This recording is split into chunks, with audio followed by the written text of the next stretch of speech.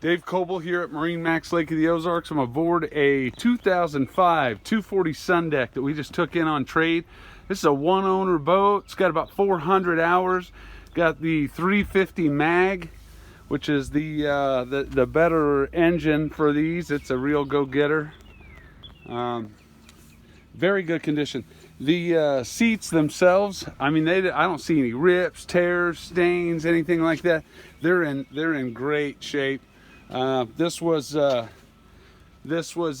taken care of, mechanically sound as well. We've done inspections on it. We have done a drive service and compression check, made sure that was all okay. It comes with a full tank of fuel, dock lines, fenders, life jackets, and a captain's orientation. You're going to be ready to go.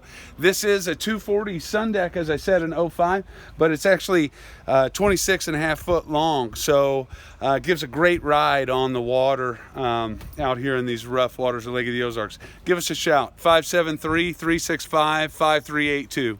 Thanks for your time. Bye.